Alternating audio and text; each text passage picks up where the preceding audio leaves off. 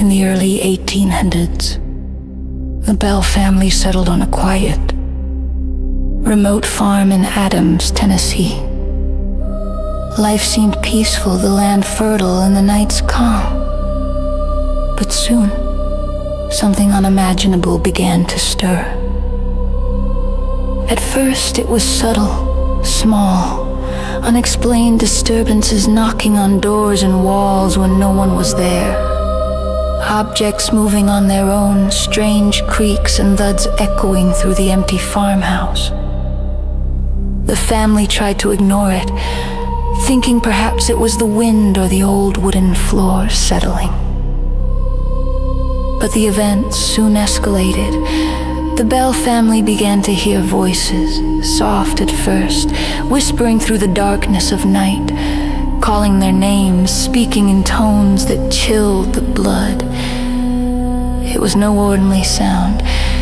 It seemed to come from every corner of the house at once, and sometimes it spoke words that no one could have known, secrets only the Bell family held. Betsy Bell, the young daughter, became the focus of the spirit's attention. She would wake in the middle of the night to an unseen hand pinching, slapping, or pulling at her hair. She described feeling a presence sitting on her chest, a cold, oppressive weight pressing down as if something wanted to stop her from breathing.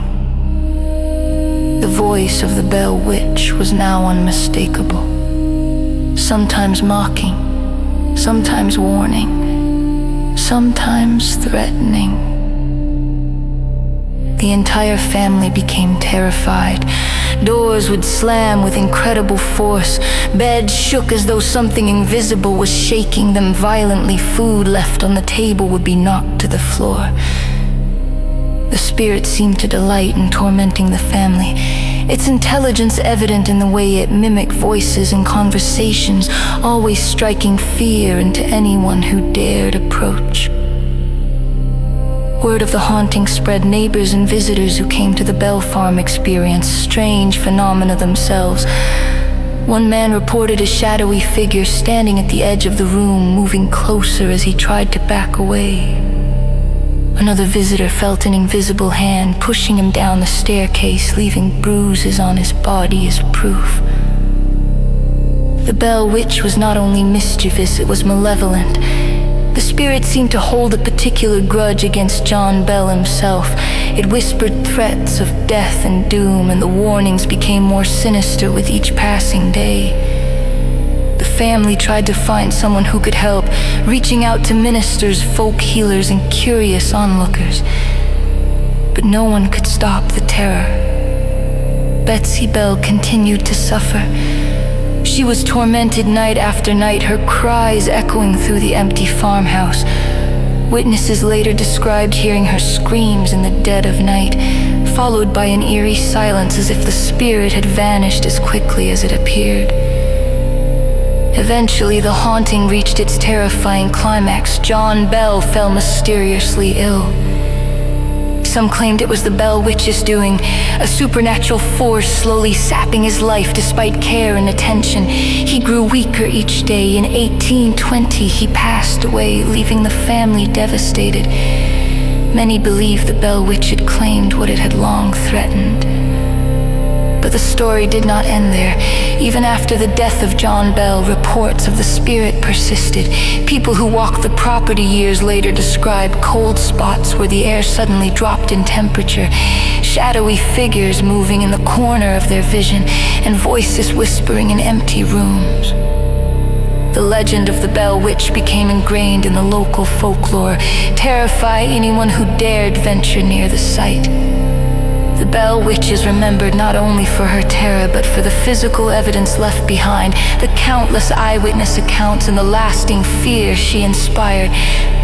Unlike many ghost stories that fade with time, this haunting remains vivid, a chilling reminder that some forces are far beyond human understanding. Even today, visitors to Adams, Tennessee report strange occurrences, doors opening on their own, unexplained noises, and the feeling of being watched. Some swear they have seen the shadow of a woman moving silently across the land, her eyes hollow, her expression forever twisted into a sinister smile. The Bell Witch is more than a story.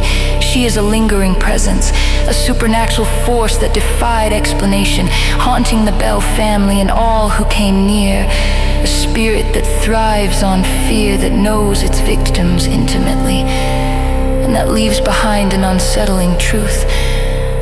Some horrors do not fade, they endure.